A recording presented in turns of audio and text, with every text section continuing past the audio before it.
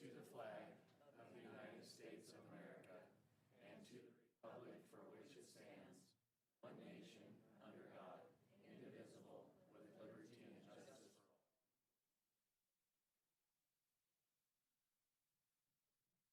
Well, thank you all for joining us tonight. As many of you know, tonight is the final board meeting for 4 of our trustees. And at this time, we would like to take a moment to present each of these trustees with a recognition award for their service to the students, staff, and community of Natrona County. First up, we have Mr. Dave Applegate, who has served this board for 12 years, holding each position in board leadership as well as many committee chairmanships.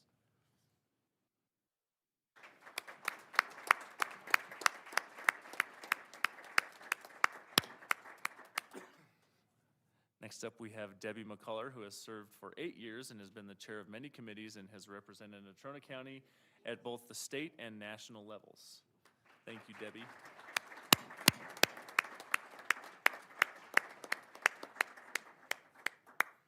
And Dr. Clark Jensen has also served on the board for 8 years, including board leadership positions and committee chairmanships. Thank you, Dr. Jensen.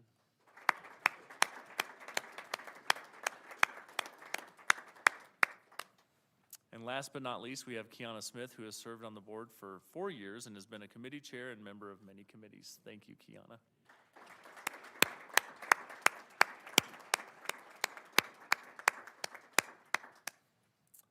And I'm sure we'll have many more comments later on in the meeting, but thank you all for your service to everyone in Natrona County.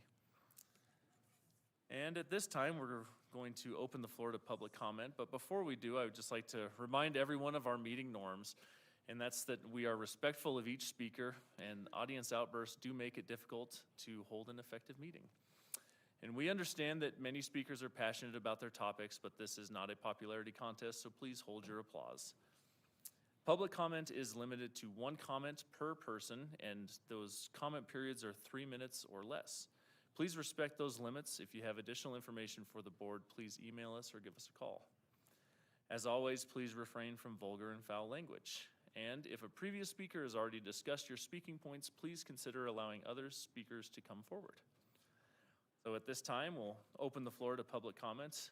Any persons wishing to address the board, please come forward and state your name and address and limit your comments to 3 minutes or less.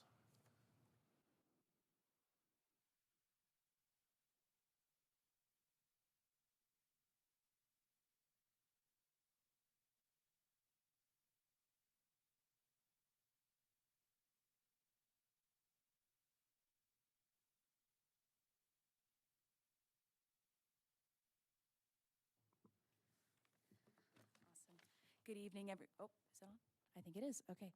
Good evening, everyone. I'd like to start off by thanking everyone for being here and the incredible opportunity to speak with you tonight. My name is Alexis Worthen. I'm a senior at Natrona County High School. And I'm here to advocate for reason and the needs of the policy that we're drafting tonight, the controversial issues policy. And I'm here to advocate for their needs, who affect it most, the students. Before I would like to address this policy, I'd like to mention the appeal decision that the board intends to make tonight regarding the books Genderqueer and Trans Bodies, Trans Selves. I'm sure we're all well aware that the board has heard from many in this room multiple times about these books, so I don't want to waste anybody's time reiterating arguments that have been made again and again before this body in the last many months. Instead, I would just like to ask for all the people who are here at this board meeting who are asking to retain these books to stand, as it was originally recommended by the review committee, to stand and show in their support.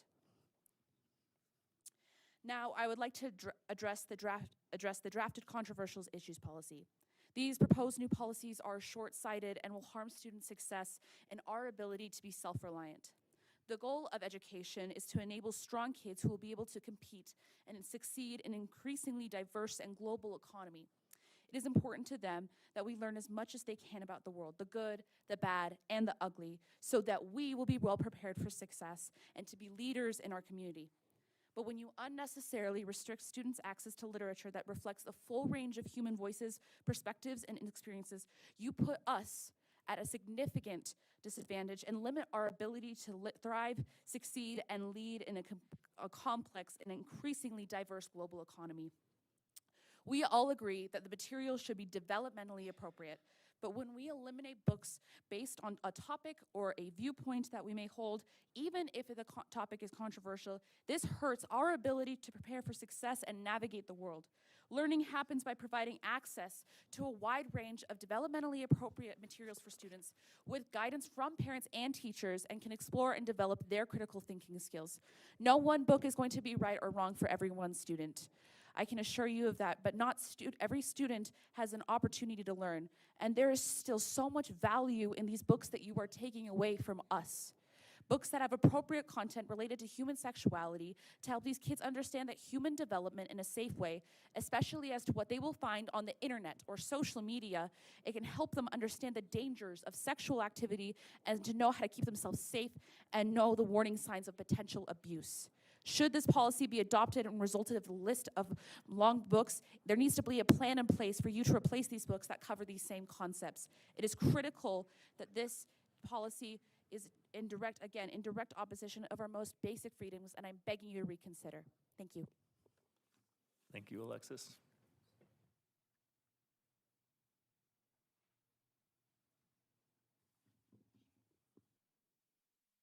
One more time. Can you hear me? Yep. Hello, my name is Alex Petrino, 4271 Grandman Drive. I would like to start by thanking the board for the work that you're doing and the time that you've committed to our students. I'm speaking to you today as a licensed professional counselor as well as a parent of a child in the district. In my career over the last decade, I've had the privilege of working with many students and many young adults. One of the common themes in the work that I've done is the acknowledgement that there's been a lack of trustworthy adults in these young people's lives.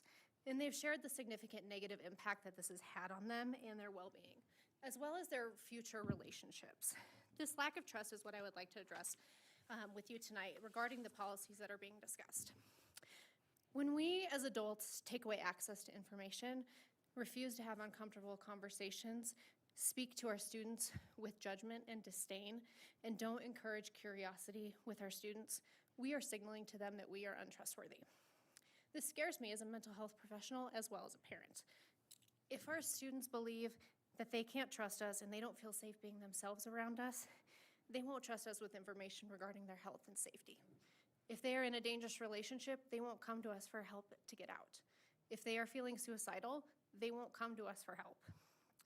Wyoming continues to have the highest rates of suicide in the country per capita, a statistic that I'm sure you're all familiar with. One of the top protective factors in preventing suicide is a supportive and caring environment. This includes family, mentors, teachers, and also includes the environments that our students are a part of. We already have a cultural problem in Wyoming in which we communicate to students both explicitly and implicitly that they aren't allowed to cry, they aren't allowed to feel, they aren't allowed to be themselves or express themselves. The more we take away access to information, whether it be about sexuality, gender identity, racism, slavery, the Holocaust, and other complex and nuanced topics, and we are continuing to deprive them of this information while simultaneously telling them they can't be themselves, we increase the risk of suicide. We increase the risk of other high-risk behaviors. My word of caution to the board and to the adults in the room is this: trust and respect are earned. Our students need to trust us, and we need to demonstrate to them that we can be trusted. I've watched these meetings over the last few months, and I don't believe we are necessarily showing the students that we can be trusted. And this has the potential to have some devastating long-term and short-term consequences for our schools, our students, and our community at large. Kevin Plank, the founder of Under Armour, said last year that trust is built in drops and lost in buckets. I hope that we as adults can work together to earn and keep the trust of our students and demonstrate to them that they can rely on us, and we can support all of who they are and their layered identities. I hope we can work together to create safe, caring, and supportive environments through the policies that you are discussing. It's my hope that you'll take my thoughts into consideration today. Thank you for your time. Thank you, Ms. Petrino.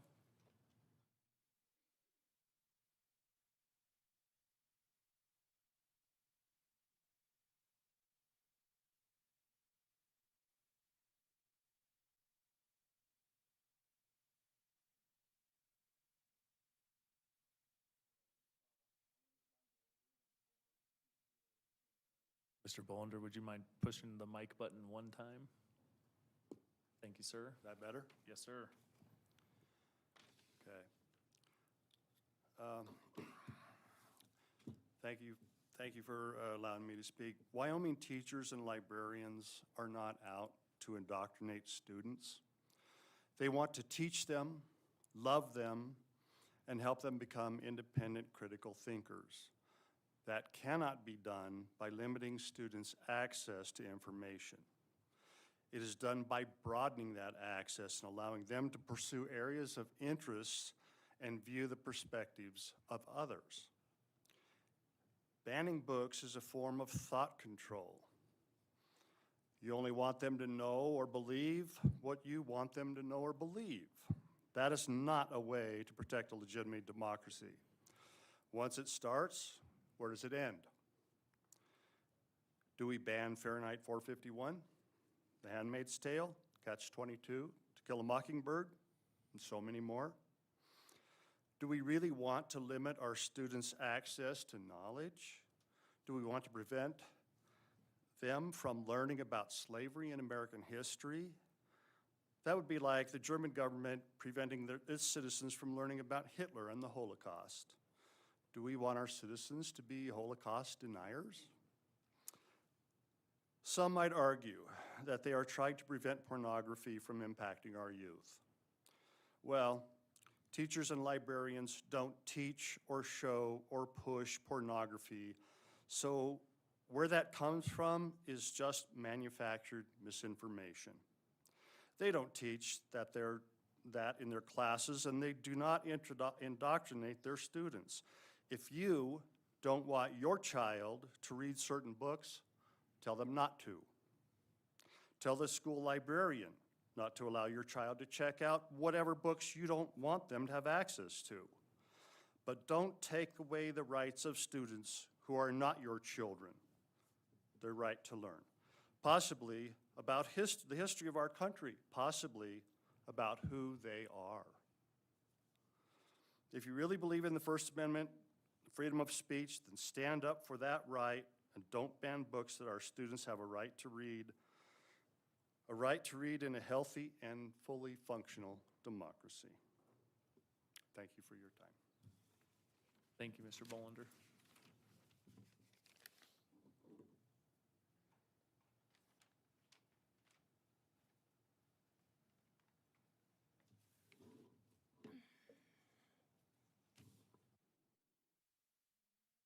I'll press the button one time. There you go. Better? Perfect. My name is Joan Davies. I live at 2045 West Kaufman Avenue and have been a resident of Casper for 38 years. I taught in the public school system for 34 years in 4 states and Canada, the last 22 years as a certified employee of Natrona County School District No. 1. My master's is in the art of education from Grand Canyon University. Both my children graduated from Natrona County High School, and my 2 grandchildren will enter the Natrona County School District in the next 5 years. I am here to ask the members of the school board to vote against the books being removed from the library. You are the school board of a public school district charged with the task of providing the best education for all students.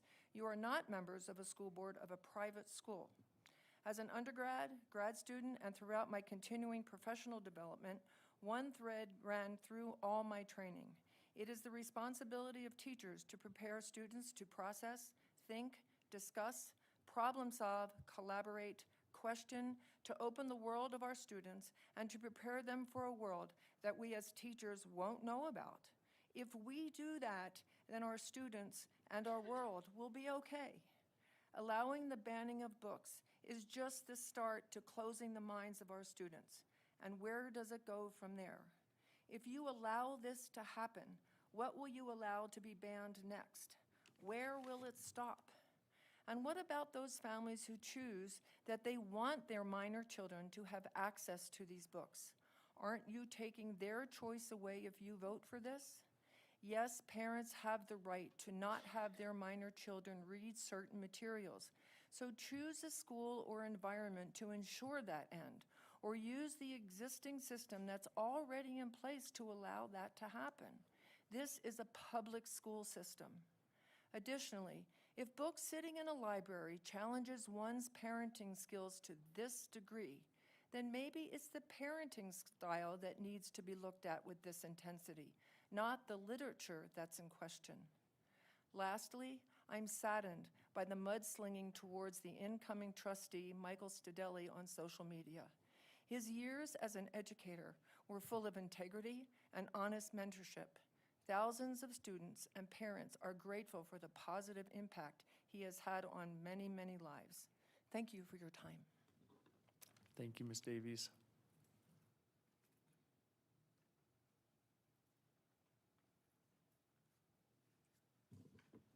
Good evening. I'm Brent Pickett. I had 2 children go through NCSD number 1, and I'm the stepfather of a child that is at Woods. I'm a professor and dean at the University of Wyoming, but I want to stress that I'm speaking in a purely personal capacity this evening. I would like to speak to the draft addition to Administrative Regulation 6232. In general, I do not think the draft addition reflects much care or consideration. The second bullet point in the middle school section does not follow, logically or grammatically, from the section's opening phrase. In the prioritization process paragraph, contradiction is misspelled, and having school principals make the decision on materials that may or may not violate 6232 seems questionable at best. You're adding work to an already overwhelming job, and adding work in an area that likely the person's not been prepared for. Most principals, for example, don't have a Master's of Library Science degree. I want to focus, however, on the final section, other parental considerations. This appears to set up a system whereby a parent can force librarians to restrict the content their child or children can access. Librarians, I don't think, should be tasked with monitoring children's book selections. If a student picks up a book on a shelf, contrary to their parents' wishes, and reads in that book, that's between that child and the parent. Those children whose parents would exercise this power, if the district sets it up, this draft regulation, they may very well have the children that most need to access the books that are being withheld from them. We live in a deeply pluralistic society, even in Casper. While those pushing these revisions likely think that books referencing sexuality are the only things a parent may want to restrict their child from, families differ. Some would try to restrict children from accessing depictions of violence, for instance. My children were raised in a home where they were not exposed to organized religion. And when the subject came up at home, it was often negatively. Should I have had the power to compel school libraries to withhold from them books about Christianity or Islam or Judaism? No, of course I shouldn't have had that power. But also a straight parent shouldn't have the power to have the library withhold a book about homosexuality from a child. Students should not be kept in an information bubble. That is no preparation for citizenship in a pluralistic society. Thank you. Thank you, Mr. Pickett.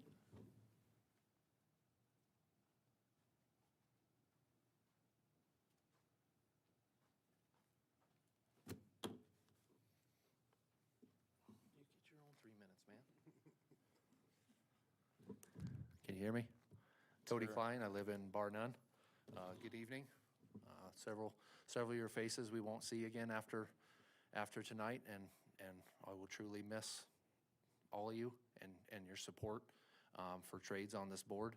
I hope the new members coming in are also supporters of the trades. I have a few points I'd like to talk about tonight. We had our Perkins Advisory Board meeting a couple weeks ago. It was brought to light before that meeting that there was a overspenditure in CTE. Now, I do understand you can't overspend a federal grant, but I guess I'm still disappointed in the lack of transparency. We know the number. It was $144,000. What I don't know, and as a public school, I think I have a right to know, is who spent the money, where it was spent, and when it was spent. And I would like that explained to me, because my understanding is that money is coming out of the tool replacement funds for both Natrona County, Kelly Walsh, and Pathways in Roosevelt. And I don't think that's right or fair. especially when there is no transparency on where that money went.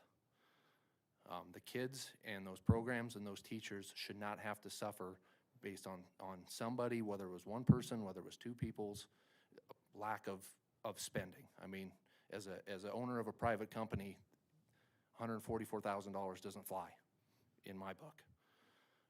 The other thing I wanted to discuss tonight was counseling again. I've challenged the board and this administration to reach out to your counselors, and I will reach out to all my peers, and I still request that meeting to sit down with your counselors so we can explain to them face-to-face what the opportunities are in the trades. They're well-paying, and they're in dire need.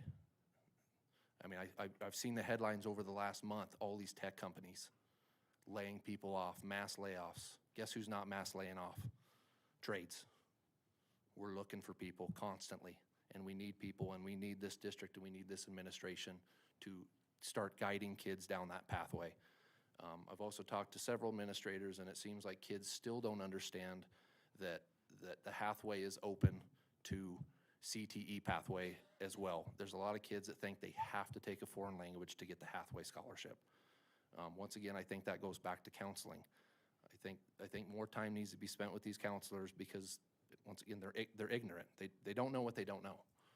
But I'm just, once again, here to let you know that I'm willing to sit down and talk to anybody, anytime, any place. So please take that opportunity. And I know you guys are working on a session, and I appreciate that, and I'm looking forward to it. Thank you. Thank you, Mr. Klein.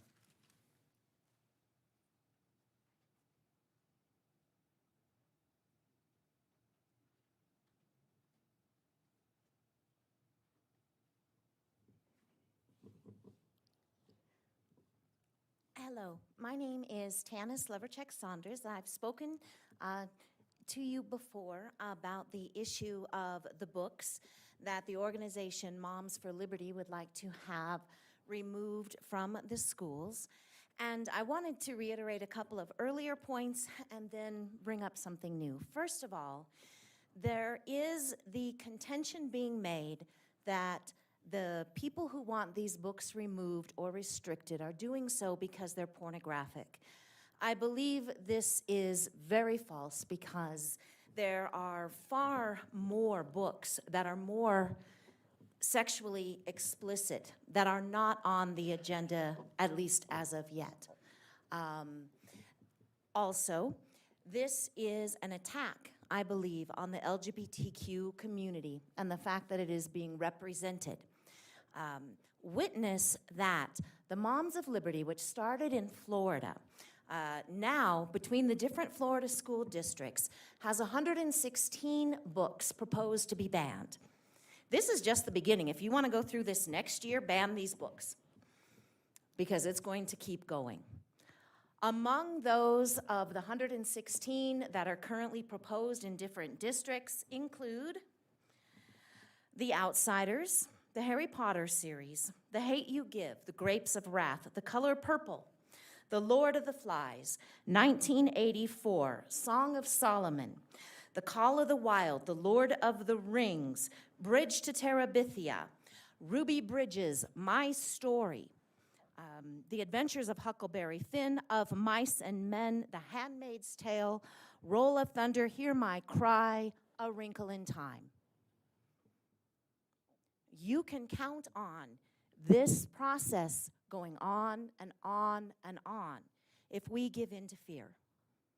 I understand there are people who are legitimately worried about their kids and what they read. But as an earlier speaker said, if that is of concern, they need to speak to their children.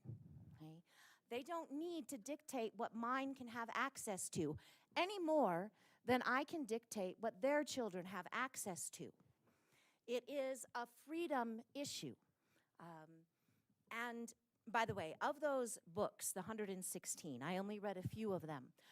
Over 60% of them concern LGBTQ themes. We need to be transparent about what this is about and the message that it is going to send to a very vulnerable community if we give in to public pressure. Thank you so much. And also, one last thing, Michael Stadelli is the best teacher my children have ever had. I want that said for the record. Thank you. Thank you, Ms. Leverjack Saunders.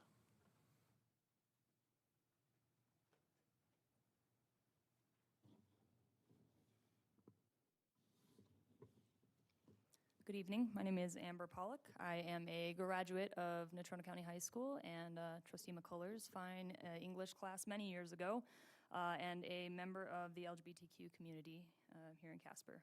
I would first like to speak briefly about the controversial issues policy under consideration and urge you to prioritize simplicity, to give the folks closest to the issue the ability to use their professional judgments and expertise both in this policy and in the administrative implementation of the policy to come.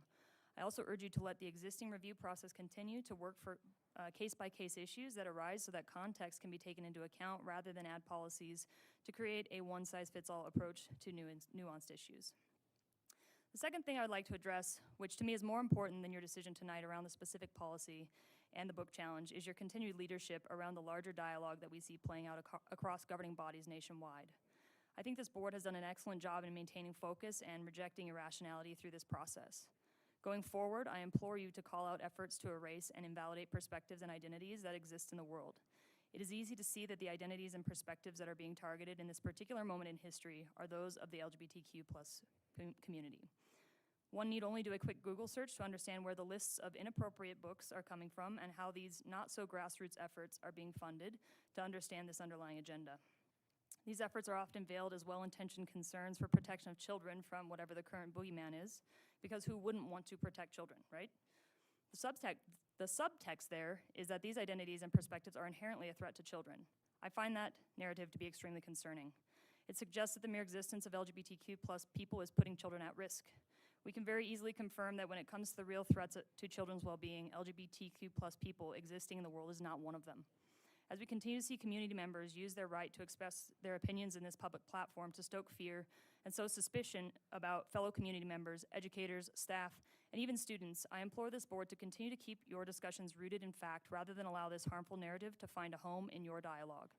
The continued scapegoating of vulnerable populations is a known precursor to violence, and the invalidation of individual identity is a known risk factor for suicide.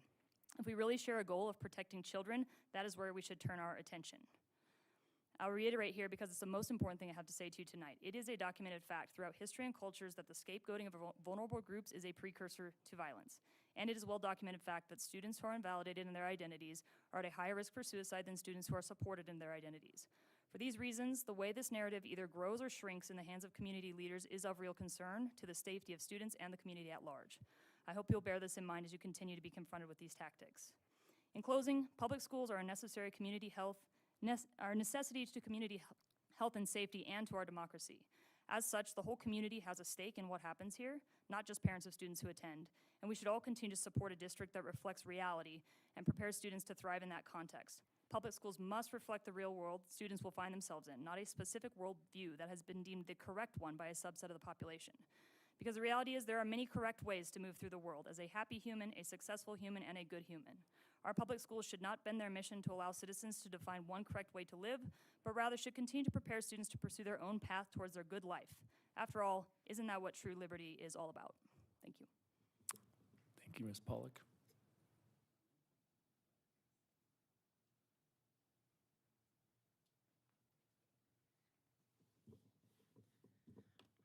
Hello, my name is Sammy Saunders. My mom was speaking here about 2 people before me, and I would like to say that I do not think that the banning of these books comes out of protecting children. Instead, it creates an entire new problem and harms more of us than it does help any of them. It teaches us that us LGBTQ+ teenagers are a taboo and should be avoided and banned from being ourselves. And all this does is harm us. It creates huge mental issues. It makes us be suicidal. We want to kill ourselves because we feel that there is no place for us in this world because we get treated as such. And further doing this by banning these books pushes that further into it. And I don't think we should ban them. We need to keep them because it establishes that more people recognize us as individuals, and it establishes our identity, and it helps us. Banning them just harms us. Thank you for your time. Thank you, Sammy.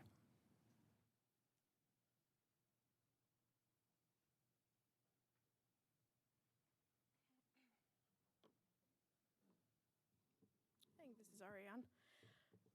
Renee Redding, Casper. First of all, again, thank you for looking at this policy. I know some of you probably are, actually I think most of you are tired of hearing this conversation, and some of you have even alluded to the fact that many things have been overlooked from this, but that's because parents are interested in this subject. They're finally stepping in and seeing that, you know, they're worried about some of these subjects. So whether you think some of your stuff's been overlooked, unfortunately, it's always the bad that's seen, and it always is. We haven't overlooked a lot of things, good things that you guys have done. I think what I have to say is, I think it's something we need to say is that we're not looking to erase a community. What many of us in this community are looking for is to remove sexually explicit content from books in a school library. How does sexual content prepare kids for the future?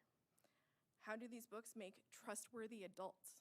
When you're looking at a book that contains an adult on child sexual acts, why aren't parents included in this conversation? We heard a counselor say that kids don't find adults trustworthy, and they talked about teachers and counselors.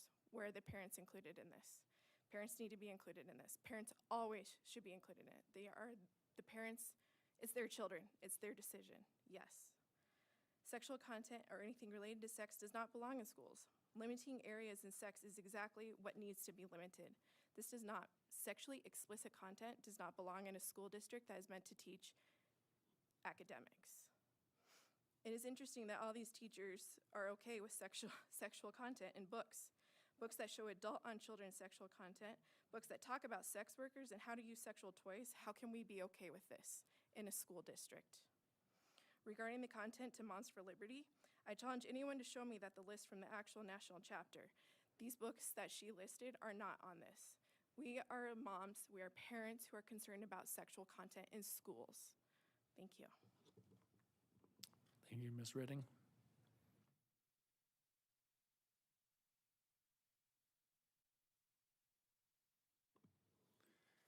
Hello, I'm Zach Schneider. I am, yes, a teacher in the district, a product of the district, and a parent. And I'm not going to talk about the books because I think we have had that conversation.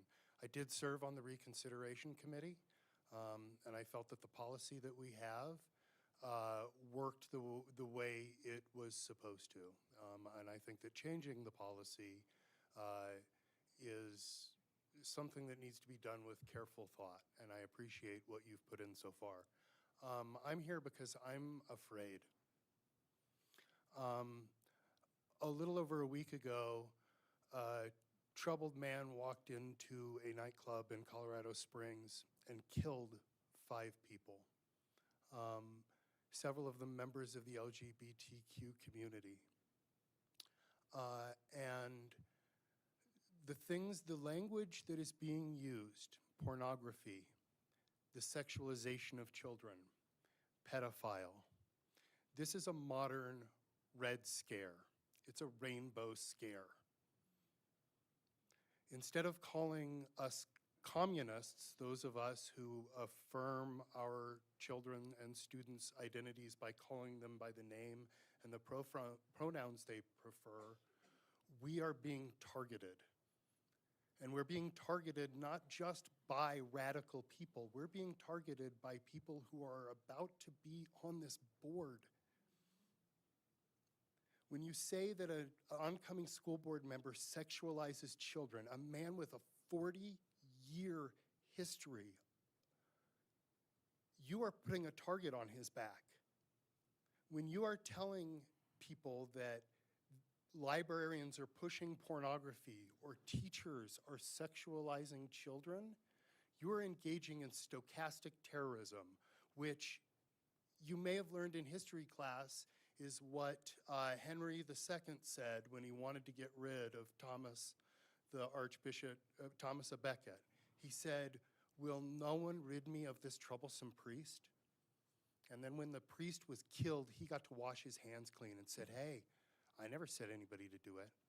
They say that it's not about LGBTQ issues, but these same people were up here at the school board meeting after school started complaining that sexual orientation is in our anti-bullying policy. I put that in there. And the reason for that is, what is the first thing men and boys use to bully other men and boys? You know the word. And if you want to get rid of that out of the bullying policy, or you don't want to sign on to a handbook because you might, oh, I want my kid to be able to bully gay kids, that's wrong. I hope that we can lower the temperature on this once this decision is made and a new board is sat, and we realize that there's more to running this district than what's in the library. Thank you. Thank you, Mr. Schneider.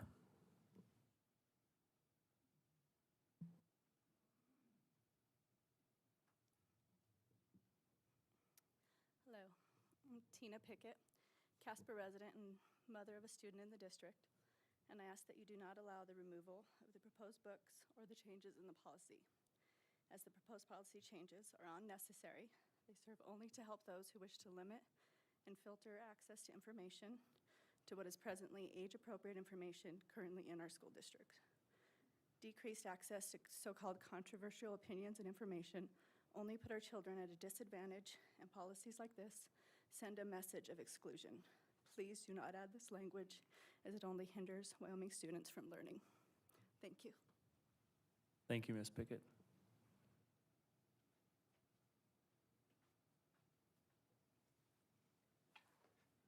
Good evening. My name is Andrew Schneider, 8711 Everett Lane up on top of Casper Mountain. I'm a fourth-generation son of Natrona County. So proud to be a Wyomingite and so appreciative of the opportunity to come and speak to you all tonight. As many speakers before have said, I also believe that the policy of the school board banning books is not a good policy, and I wanted to come tonight to read a poem. This is called First They Came, and it's the poetic form of a 1946 post-war confessional prose by the German Luther pastor Martin Niemöller. It's about the silence of German intellectuals and certain clergy, including by his own admission, he himself, following the Nazis' rise to power and the subsequent incremental purging of their chosen targets, group after group. Many variations and adaptions in the spirit of the original poem have been published in the English language, and it deals with themes of persecution, guilt, repentance, and personal responsibility. The best-known versions of the confession in English are the edited versions in a poetic form that began circulating in the 1950s. The United States Holocaust Memorial Museum quotes the following text as one of the many poetic versions of the speech. First they came for the socialists, and I did not speak out because I was not socialist. Then they came for the trade unionists, and I did not speak out because I was not a trade unionist. Then they came for the Jews, and I did not speak out because I was not a Jew. Then they came for me, and there was no one left to speak for me.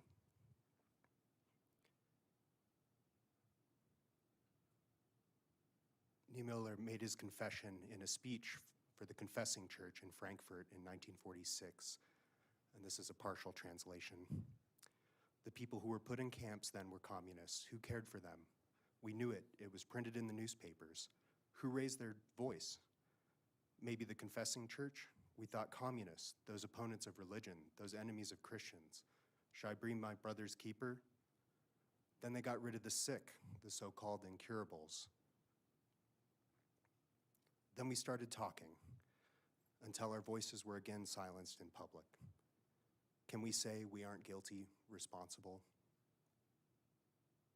I ask you to remember this poem and consider this policy. I ask you not to erase the lives of LGBTQ youth and people. ask you, don't let it happen here. Thank you. Thank you, Mr. Schneider.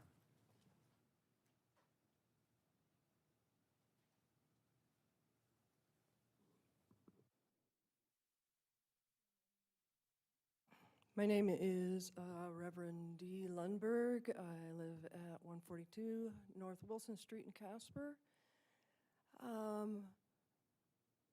I want to thank you guys because I'm sure you have been fielding a lot of emails, calls, and all of that, and I know it's not easy. But I also want us to just be real. You know, I believe, as well as I do, that this is about censuring the LGBTQ community.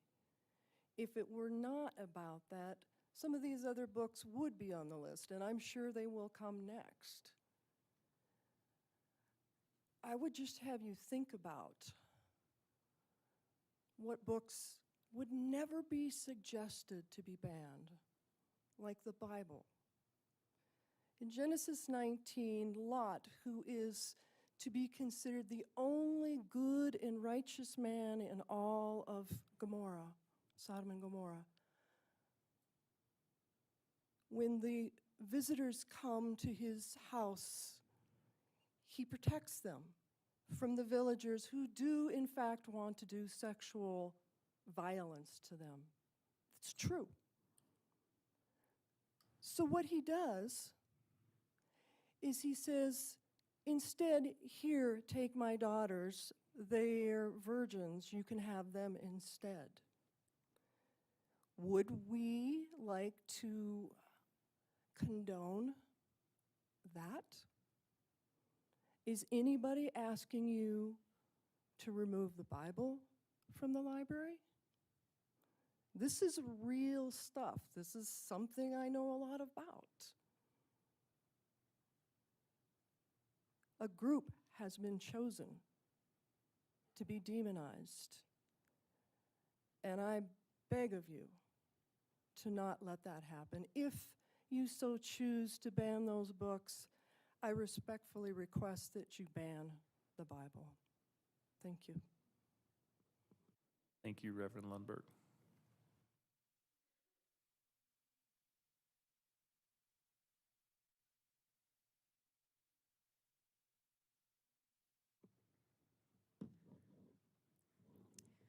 Hi, I'm Jeanette Ward, representative-elect for House District 57 and mom to 2 daughters in the district. There are literally millions of books available worldwide. Any library in the world cannot contain all books written. No one from Moms for Liberty in Natrona County is advocating banning The Lord of the Rings, The Grapes of Wrath, Harry Potter, The Lord of the Flies, or many of the books mentioned by another commenter. In fact, I read The Lord of the Flies to my children. After I read it, they commented they'd prefer fairy stories next time, but that's another matter. To say that Moms for Liberty wants them removed is slander. This is not about banning books. No one is suggesting banning books. The books are and will be available in the marketplace. If parents want their children to access these books, they can be bought in the marketplace with their own money. But they should not be bought with taxpayer money and placed in front of children. Reasonable people everywhere, as I said before, but especially in Casper, recognize these books as portraying pornography. They should not be in school libraries, just like Hustler or Playboy should not be in our school libraries. And every reasonable person everywhere recognizes there's a difference between Hustler, Playboy, and the Bible. The Bible does not go into explicit detail like these books that we're talking about. To correct another comment, the slaughter in Colorado was carried out by someone who himself was a member of the LGBTQ+ community. Thank you. Thank you, Ms. Ward.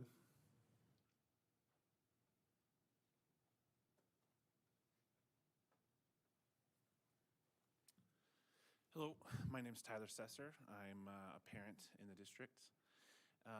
First, just thank you all. I've watched you tonight sit through what are we at, 45 minutes of public comments, and never once have I seen you roll your eyes. Never once have I seen you sigh in disappointment. I've seen you caringly look upon each of these folks behind me who are bringing, their reason to the table for why they think these books should be kept.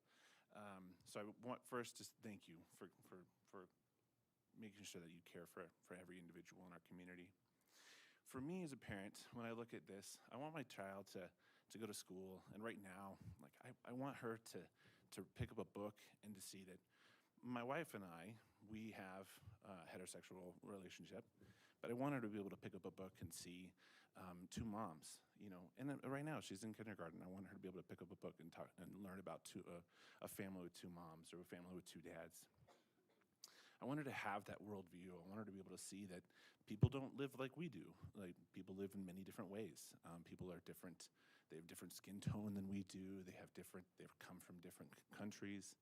I want her to have that access. That's what I want for her today. In 10 years or more, I want her to have that same access to what is important to her in that moment. And I don't want her to feel like she has to come ask for permission for every single book that she needs there.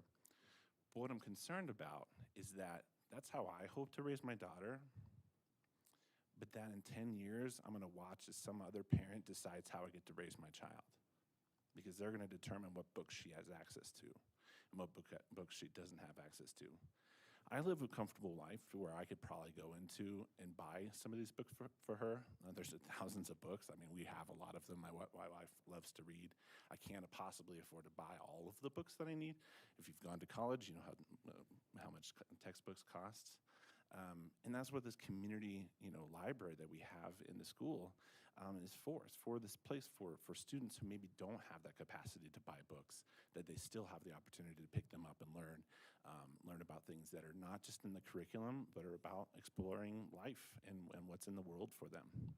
So I encourage you to keep the books for those reasons. I just wanted to reiterate someone past talked about the mental health implications of books that we have access to. They're part of the team. They're a part of providing that world and a safe escape for folks. When I chose to go out and be a very verbal processor and talk with a lot of people, my wife chose to read books and find her safety and her growth through books. So I think it's an important opportunity for those folks. The last thing I wanted to share with you is I appreciate that you're trying to take this governing approach. You're really trying to focus on getting up higher onto your policy, and great, you're going through the process. I encourage you to keep that a very strict and stringent process before you decide to just ban a book. And I encourage other folks, especially legislators, to focus more on the governing process and more on that higher view and not getting into the weeds and micromanaging what you all are supposed to be taking care of. I heard another parent talk Mr. about— Sesser, your time is up. Thank you very much. Thank you, sir. Yep.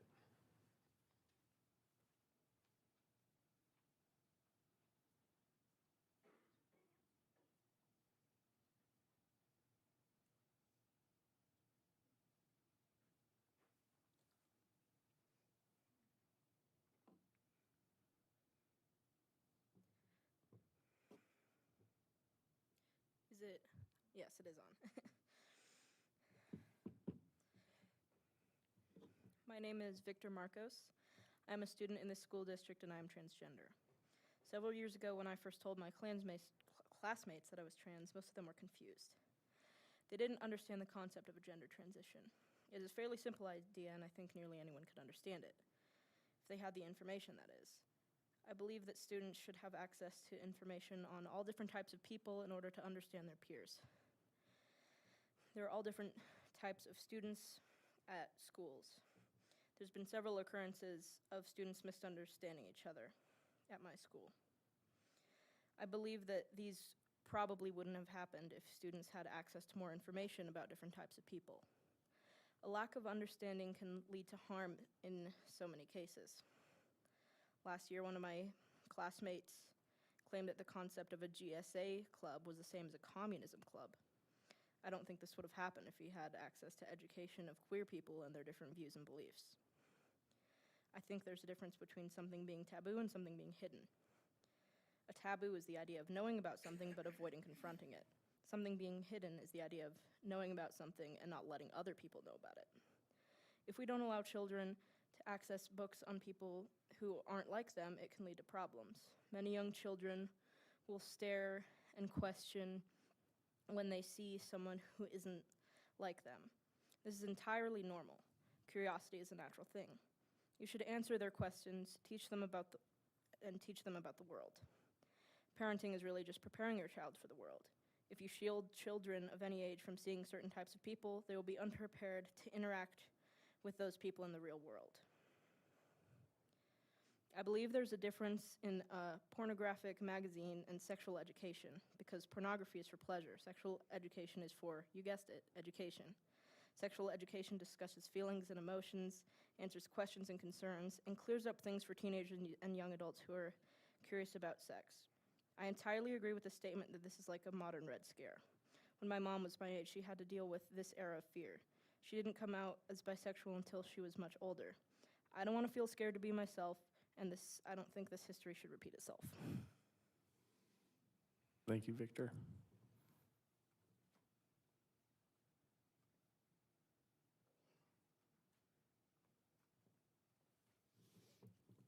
Archie Petrie again.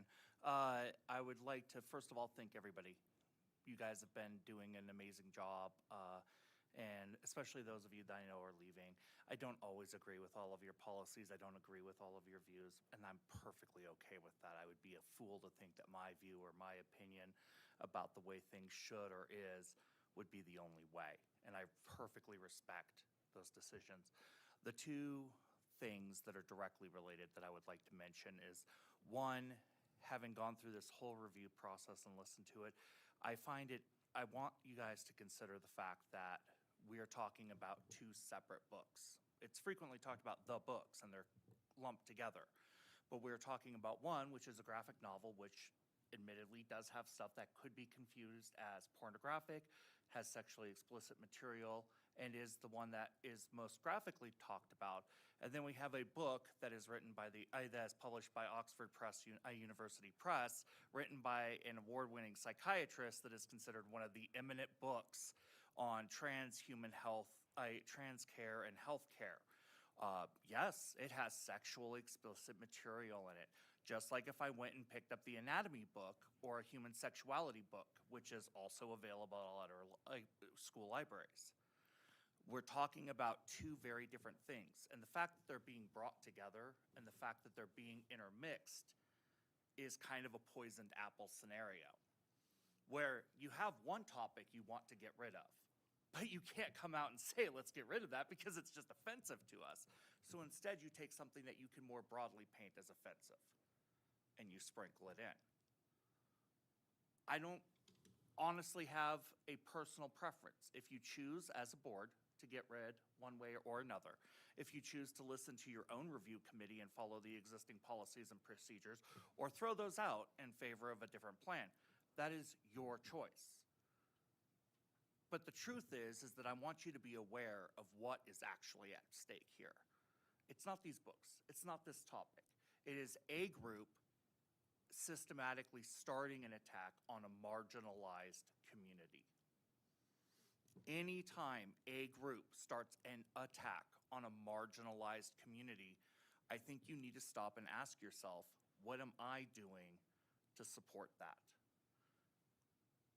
I understand having concerns, and I understand having disagreements. And I, just like you, understand that if you vote to keep the books in, it's not like that's not going to be an issue that's brought up again.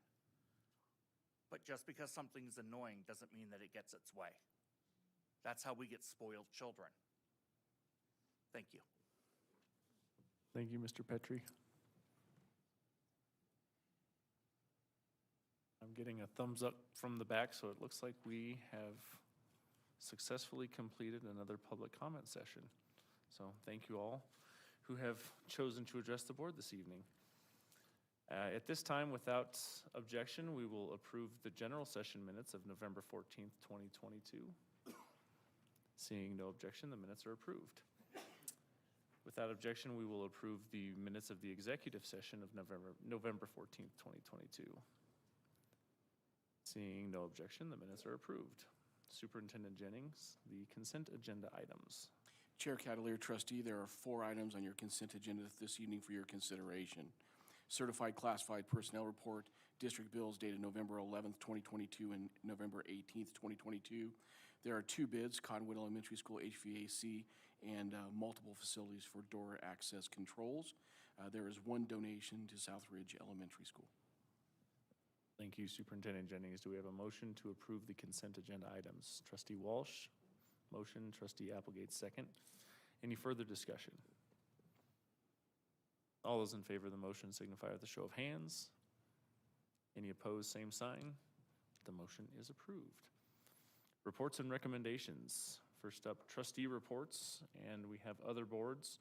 We'll start with Trustee Applegate and the Casper Area Education Foundation. Thank you, Chair Cavalier. The Ed Foundation met about a week and a half ago.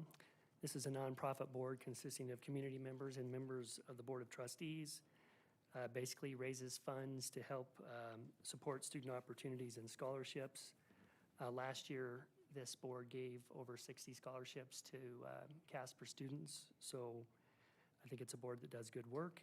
At the meeting, I should note that that's not a typical year.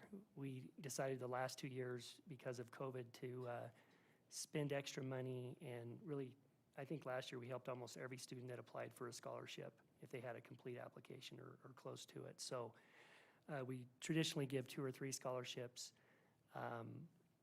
The discussion during the meeting a week and a half ago was to talk about sort of reframing the application process a little bit. We want to give an academic scholarship and a perseverance scholarship.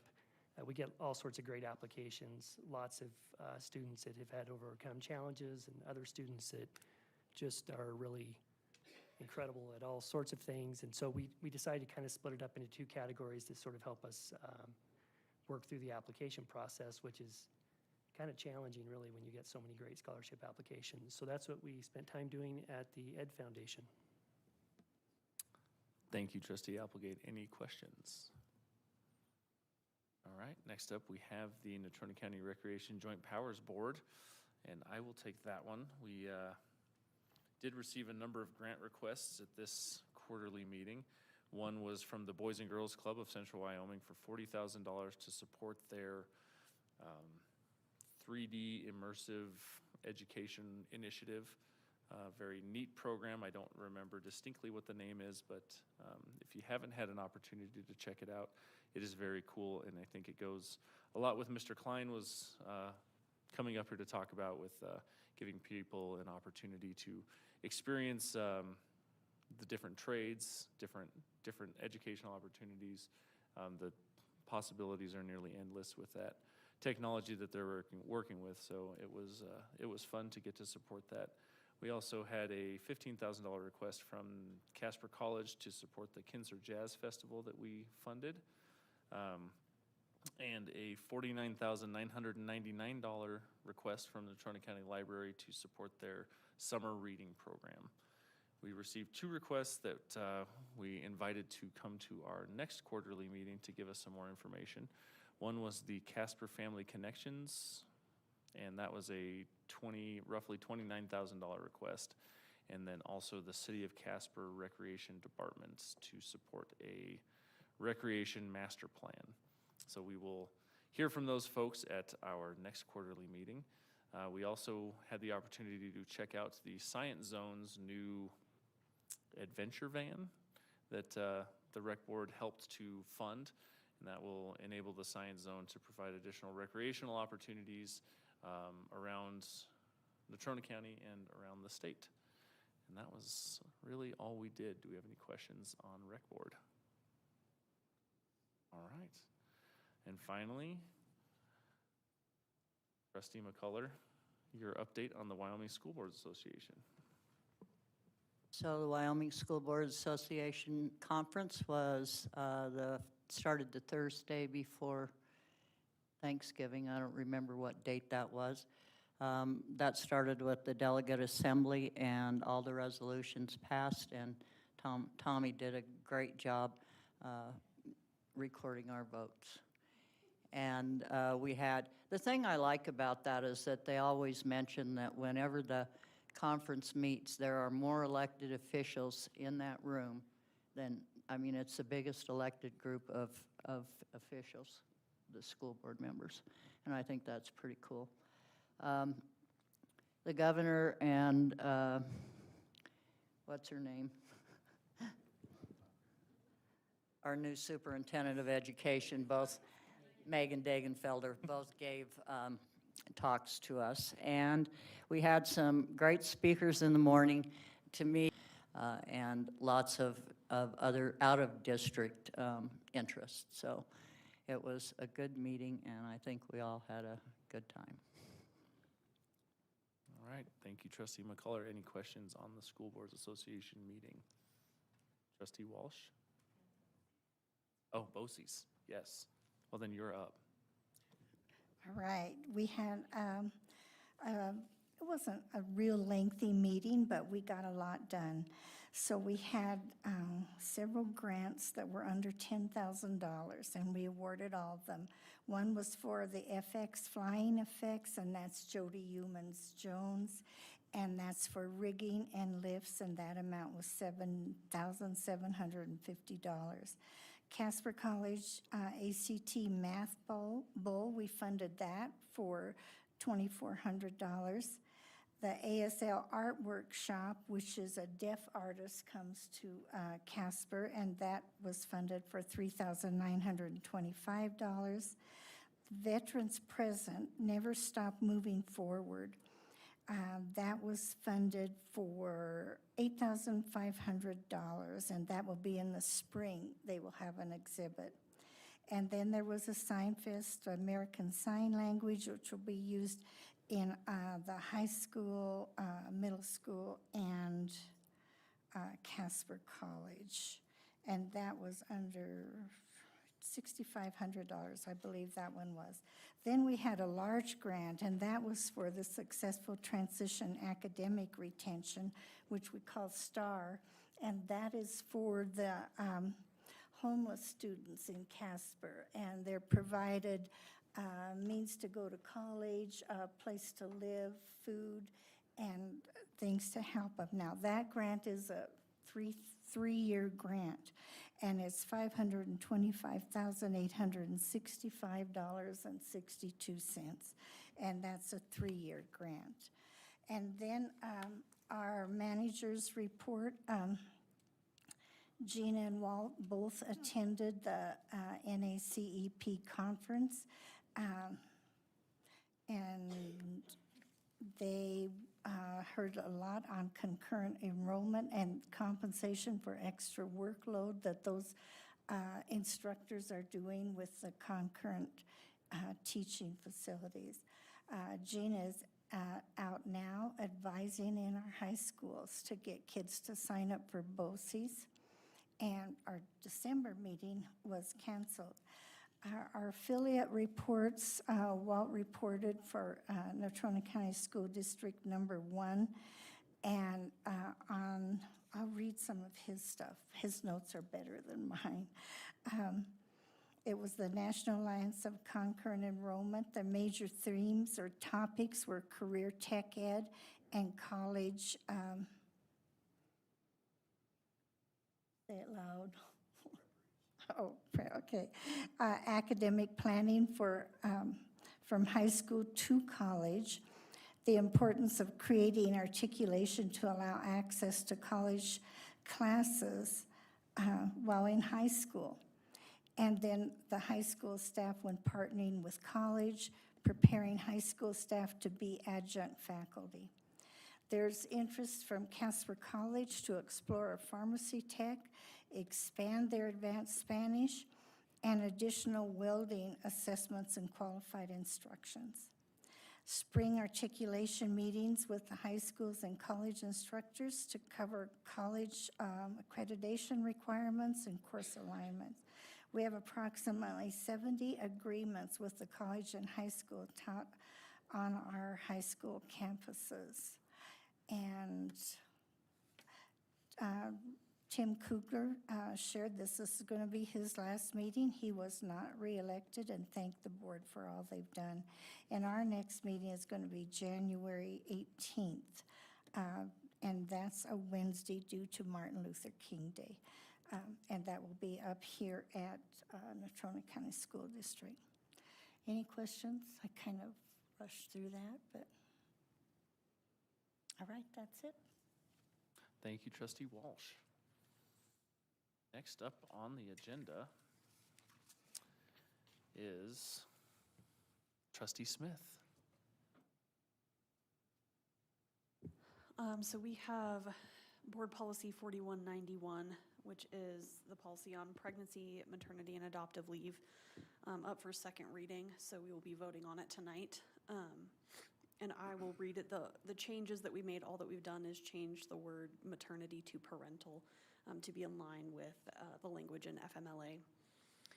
So pregnancy, parental, and adoptive leave. The Natrona County School District Board of Trustees recognizes and supports the importance of the family unit to our employees. This support extends to pregnancy, parental, and adoptive leave.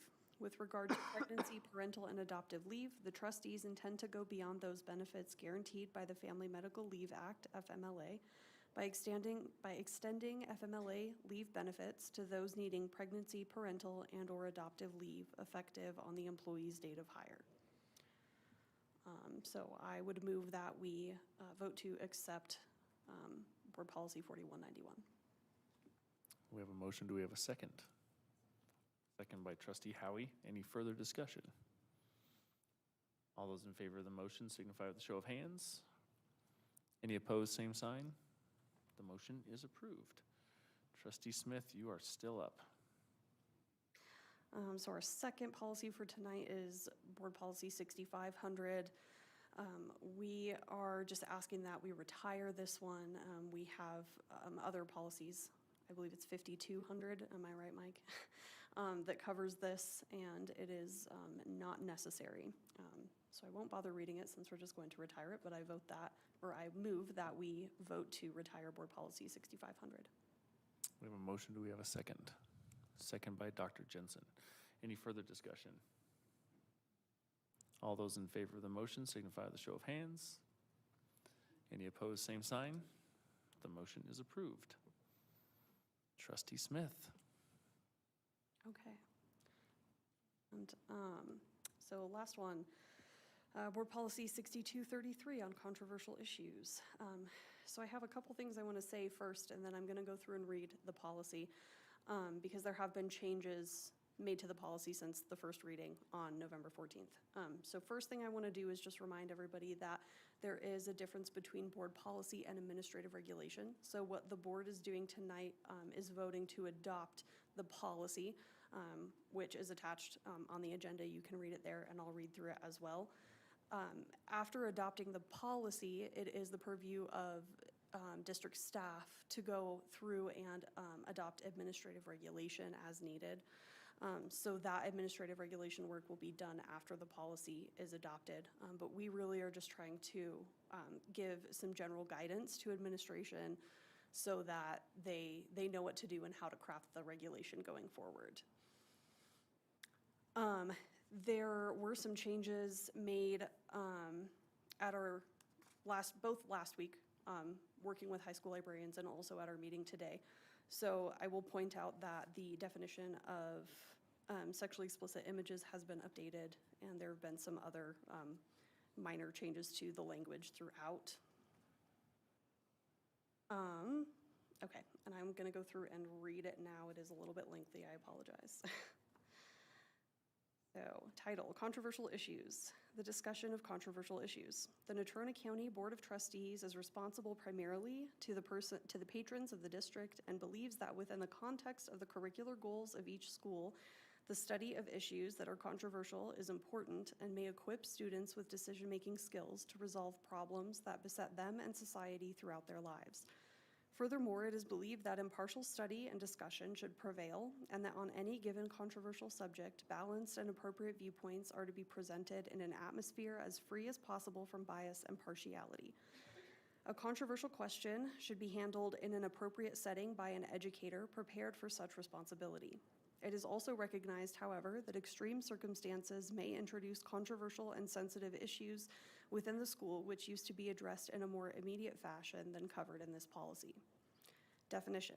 For the purpose of this policy, a controversial issue is defined as a question or topic characterized by current importance by which persons are polarized and divided toward one end of the spectrum or the other. A controversial issue may relate to either content and/or format and includes discussions, live or media presentations, individuals, learning resources, or types of activities. Supplementary learning resources, library/media center.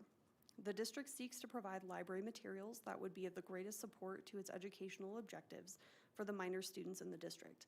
The district's libraries do not exist to provide universal coverage, but instead to provide materials aimed at its pedagogical goals and for the interest, information, and enlightenment of students. Since school libraries are viewed as places for voluntary inquiry, library materials must be treated differently from primary learning resource materials used in the classroom. This policy provides criteria for the selection of library supplementary learning resources focused on maximizing transparency with parents and community members while meeting student needs to provide supplemental enrichment in their learning with appropriate materials. This policy provides criteria to allow individual parents the option to access the district library opt-in and opt-out procedures. Administrative regulations will be established for the implementation of this policy, including opt-in procedures. Definitions. Library learning resource materials are for independent use by students and faculty outside of the district's primary learning material. While primary learning resources and supplementary learning resources are both considered instructional resources, they are not the same, and the terms shall not be used interchangeably. Sexually explicit images. Any picture, photograph, drawings, motion picture films, digital image, or similar visual representation depicting the human sexual acts of masturbation, intercourse, or direct physical stimulation of the genitals. Library collection refers to library items for use by school patrons. Library collections may include such items as books, videos, sound recordings, licensed databases, and equipment. Library circulation is the function of lending library materials, books, videos, sound recordings, licensed databases, and equipment. Avoiding inappropriate material. The district recognizes there exists a vast array of materials with age-appropriate educational content. It is the district's objective to choose material that provides educational content appropriate to students in the district rather than material that may provide similar content with sexually explicit images. Opportunity for parent/guardian review. In recognizing that parents/guardians hold an essential role in the education of their student or students and have the right to guide what their minor student or students read, each library shall maintain a list of materials on site or on the school library website that shows what is in circulation for students. And with that, I move that we vote to accept the changes to Board Policy 6233. Thank you, Trustee Smith. Thank you, Trustee Applegate. Any further discussion? Trustee Applegate. I have what might be considered some lengthy comments. First off, I'd like to thank you all for attending tonight, for sharing your comments over the last few months, and in particular the last couple of weeks as it relates to this proposed policy revision. Input from community members and input from district staff are critically important to this board, and all of us read the comments that you send us. You know, I appreciate all of you coming. I take all of your comments, and I know we all do seriously. I think you all come in good faith, and I think you all have heartfelt concerns, and I'd like you to read this policy for the words that are actually written, and not, you know, maybe for some of the things that you thought were in it or could be in it, because I think it's fairly narrow, and as I go on, I'll explain why I think it makes sense. The request to remove 2 books from our high school libraries raised a series of questions which I spoke to publicly about a month ago, including the appropriate age and educational suitability of the books, parent controls as it relates to library materials, the type of materials that should or should not be purchased by our public school libraries, and the means of providing transparency to the public on materials within our public school libraries. 2 of these questions are answered in this revised policy. First, the district would, as an objective, avoid buying materials with sexually explicit imagery as defined in the revised policy. During a presentation last summer by district librarians, we were informed they do not buy erotica. The objective of avoiding the purchase of sexually explicit imagery as defined in the revised policy is perhaps additive, but also narrow in scope, focused on imagery. Here's one of the things I think this accomplishes in helping us avoid future book issues, because my hope is to establish a policy where we can move forward and focus on other challenges and issues we have in the district. You know, the difficulty with the pornography definition is it's generally accepted to be sexually explicit images with the intent to create arousal. Well, while there can be some general agreement on sexually explicit images, the intent of those images is very hard to come to an agreement on. So by trying to avoid buying sexually explicit images, we sort of avoid the pornography trap or debate. And again, I think it's generally consistent with our existing policy to avoid erotica.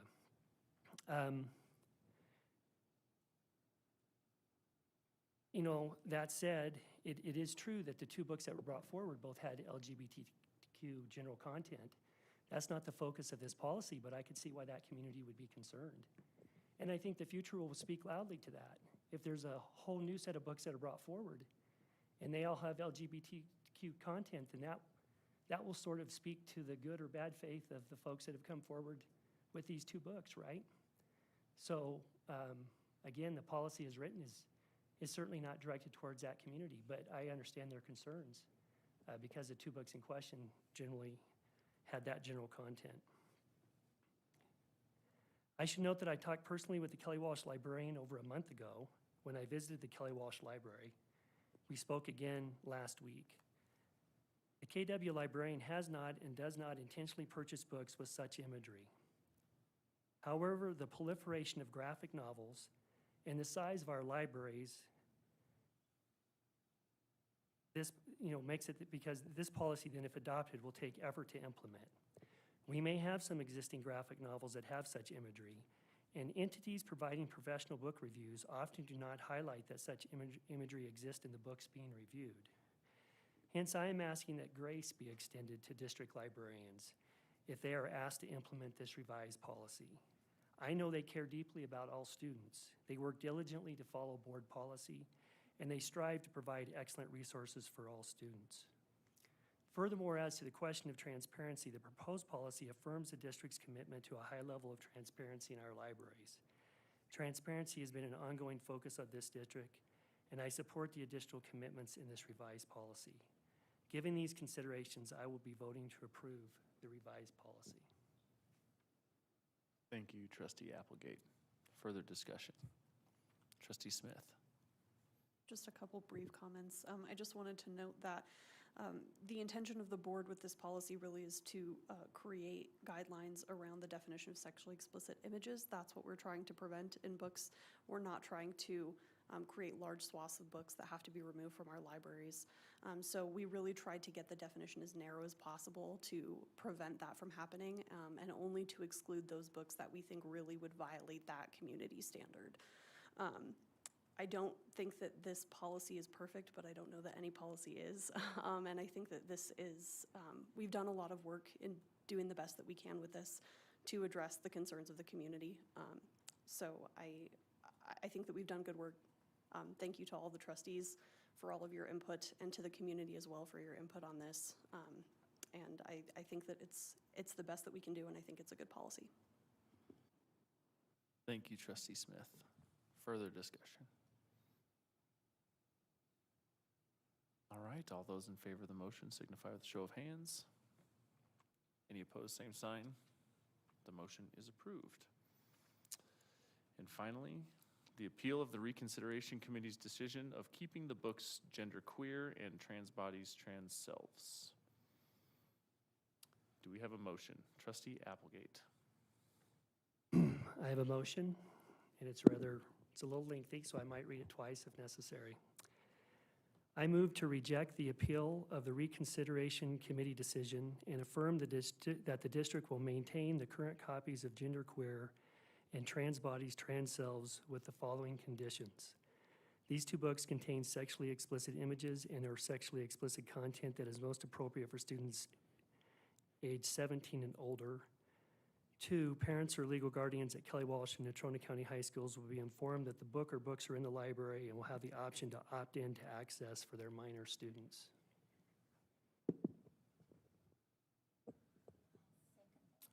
We have a motion and a second. Further discussion? Trustee Alvey. Oh, Trustee Applegate. I'd like to add some rationale behind the recommendation. I believe the reconsideration committee made their decision consistent with existing board policy. I stated this a month ago in my trustee comments. We have also been informed by legal counsel that our decisions on the books must be based on existing policy, which was in place when the book reconsideration effort was initiated.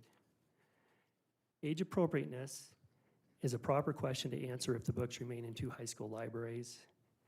Age appropriateness, as I noted in my comments at our last meeting, is a well-established practice in the district. The immature or 17-plus rating for DC Comics appears to be functionally equivalent to R-rated imagery in the movie industry, and with respect to a comment made earlier this evening, applies to both of these books. As to the question of parental control regarding these 2 books and the sexually explicit imagery they contain, it should be managed according to existing library practice. The Natrona County School District does not allow R-rated movies to be shown in school without parental consent, nor do we allow R-rated movies to be freely accessed in our libraries, according to the discussion I had with the Kelly Walsh librarian and further confirmed by cabinet staff. Hence, using an opt-in process for these 2 books with imagery consistent with some R-rated movies is both reasonable and consistent with existing library practice. 5, I am not suggesting a large-scale revision to the more general opt-out process that the library uses for other materials. However, I do think this opt-in category may provide some flexibility to the librarians, the superintendent, and the board in the future. I should note that the revised policy that we just approved does provide the flexibility to create both opt-in and opt-out library procedures.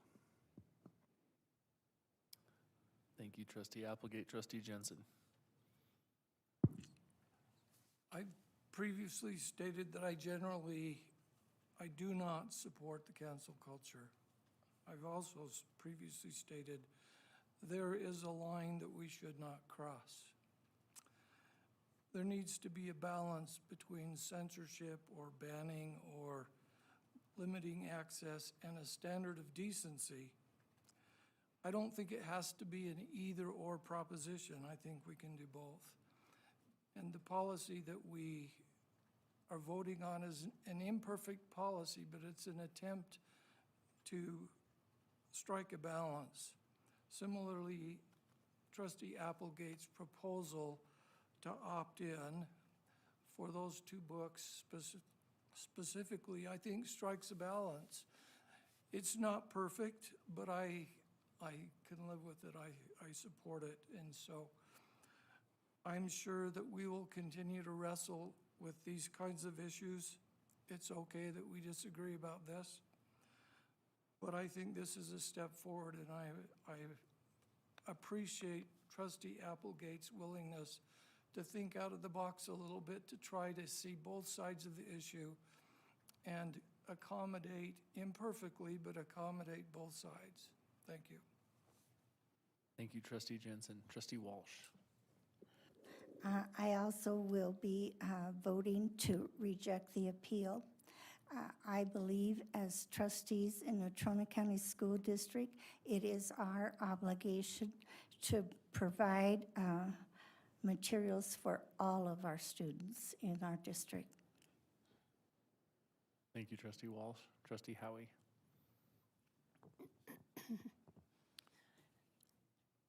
I will also be voting to reject the appeal. I don't believe in censorship of any kind. I do believe in being a parent who is responsible for one's own children, knowing what your kids are doing, how they're behaving when they're not with you. Are they kind to other people? Do they treat others well? Do they have manners? What are they learning? What are they watching on TV or online, and what are they reading? I can't count the number of times I've had to say no to one of my children because they wanted to do something with their friends whose parents gave them permission, and I didn't think it was in my children's best interest. to the standard argument of so-and-so's parents are letting her go, my argument was always, I'm not so-and-so's parents. I wouldn't dream of telling other parents they were not raising their children correctly. What mattered to me was that my children were saying the right things according to the values in our family and who they were becoming. As we have listened to arguments over the past few months, two things have become very obvious to me. One is that those of you who came to speak against the books were certainly not speaking for all of our parents and citizens. The other thing I have learned is that this is not about sexually explicit books. Not really. To me, it's about LGBTQ in general. I can work with restricting books with sexually explicit images. I would much rather see them rated and restricted than removed. The emphasis has always seemed to be on LGBTQ because some of you seem to think it's a choice. It's not.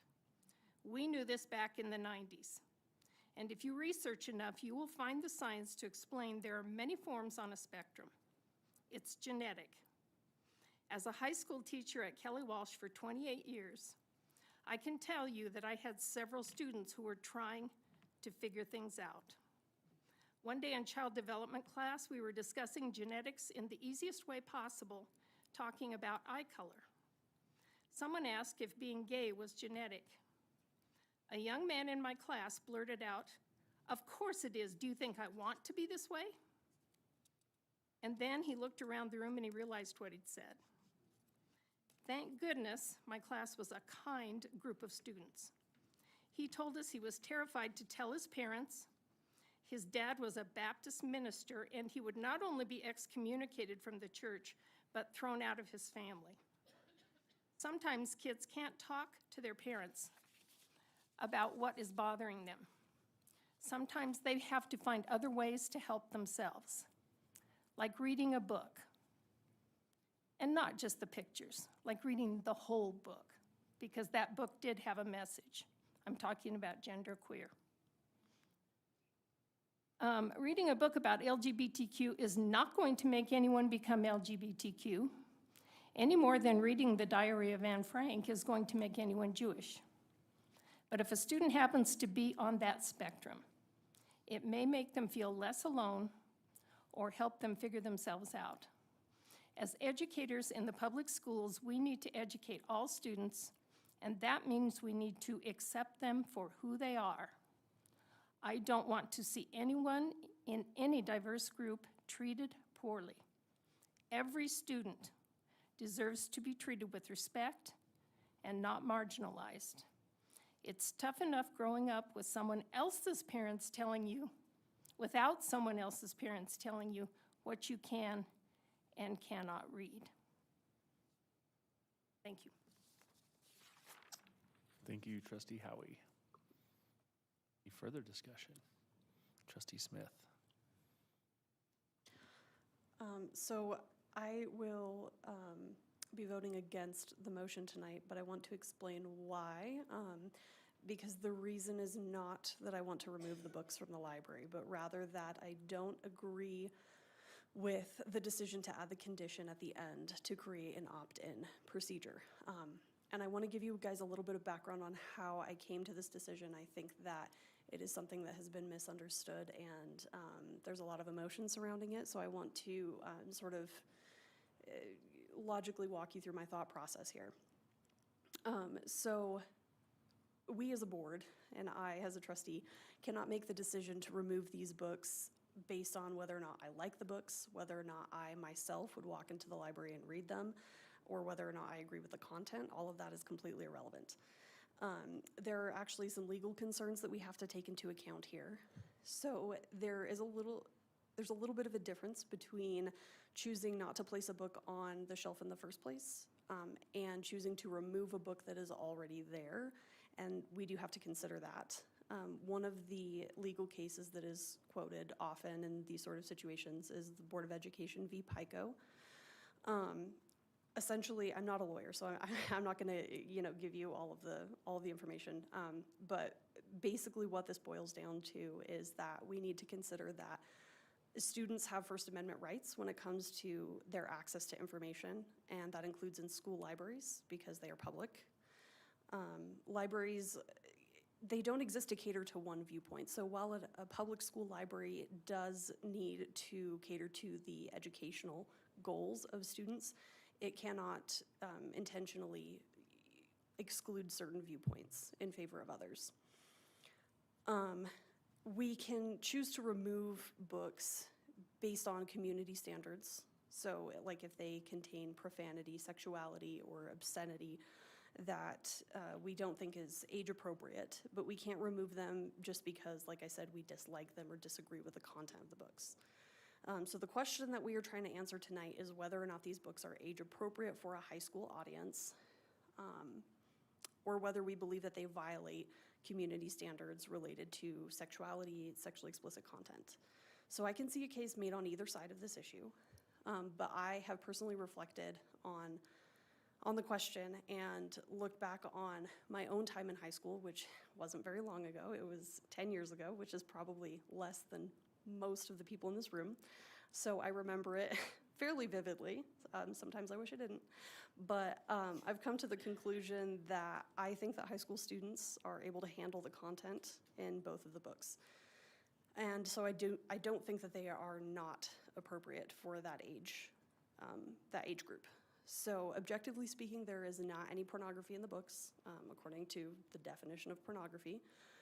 The illustrations in question were not written with the intent to appeal to prurient interests, but they were included in genderqueer within a certain literary context for the message of the book, and in trans bodies, trans selves, they are there in an educational capacity. So therefore, I support upholding the Reconsideration Committee's decision to keep the books. But like I said, I can't vote for this motion because I don't agree with the decision to adopt the opt-in procedures. We currently have opt-out procedures, and I believe that those are sufficient, and our high school librarians provided some input for how they would make that better so that parents were more aware of the fact that they had that option and how to utilize it. And I think that that is the direction that we should have taken. I think that going to an opt-in system could maybe create problems in the future. I don't know, but I personally would prefer a vote that just simply upheld the decision of the Reconsideration Committee with no other conditions. And so that is why I will be voting the way that I will. Thank you, Trustee Smith. Trustee Myler. So I do plan on voting in favor of rejecting the appeal. And a lot of what Trustee Smith has said is I respect that, and I do understand it's a compromise, and we're trying to do the best that we can. And I know there's a lot of people in this room that I respect, and hope they know that I tried to do my best and looked at it through everyone's point of view and try to come up with the best possible solution. And Ms. Worthen, I'm sorry, I know that was your big concern, was the restriction of your freedom of speech and also the access to this information. I hope, and I know it's not perfect, like Trustee Jensen said, about still being able to access it, but still with some restrictions. But I still feel like with the information that we have, that this is the best motion going forward. Thank you, Trustee Myler. Trustee McCullough. Thank you. I also vote to reject the appeal.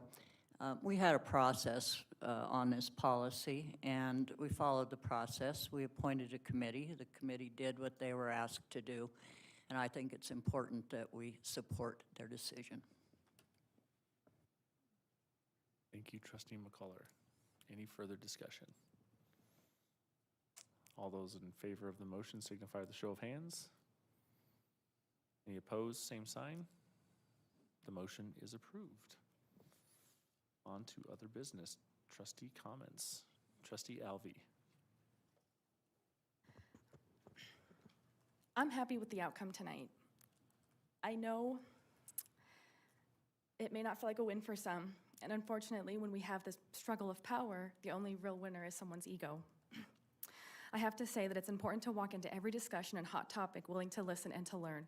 And I have been repeatedly impressed through this process about how many people have been coming here willing to speak to us about how they have felt about it. I learned a lot this past year, and I won't lie, it's been kind of a train wreck. But I don't want to sit here and continue to talk about the things that we've all been privy to. You all have been here for the majority of this. These books were brought to our attention December of 2021, so we've had 18 straight meetings where we have had discussion about these in some respect. That's a lot.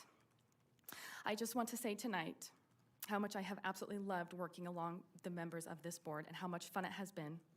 Tonight we will say goodbye to 4 members, only to usher in and welcome 4 new ones next month. Deb and Kiana, Dave and Clark are some of the most passionate and wholehearted individuals that I will have ever get to meet. They do all the work asked plus more, and they are 4 incredible public speakers. I tell Dave all the time I can only hope to be like him one day. I've learned more from them through this than I can actually really put into words. Clark's empathy for others, Kiana's calm demeanor and thoughtful and well-written replies, Dave's way of speaking to the people and for the people, and Debbie's fire. Your loss to this board, I feel, will be felt by and large. But I have thoroughly enjoyed serving next to each and every one of you. Thank you, Trustee Alvey. Trustee Smith. I'm trying to set a record at this meeting for the most that you've ever heard from me in the last 4 years, so I'm going to carry on and have a few comments to share.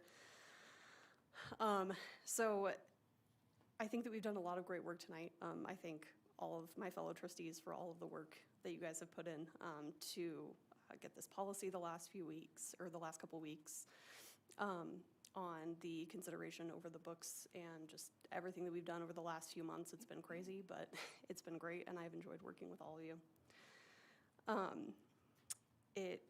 It's my time to say goodbye. So I really have enjoyed my time as a trustee, and I've learned a lot over the last 4 years.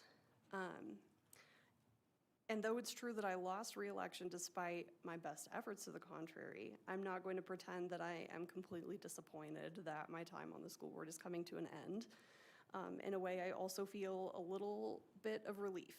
The reason for that is because of how much things have changed. So while the first 2 years that I served on the board were calm and quiet and uneventful, I mean, like, we never had public comment. The fact that, I mean, people never showed up.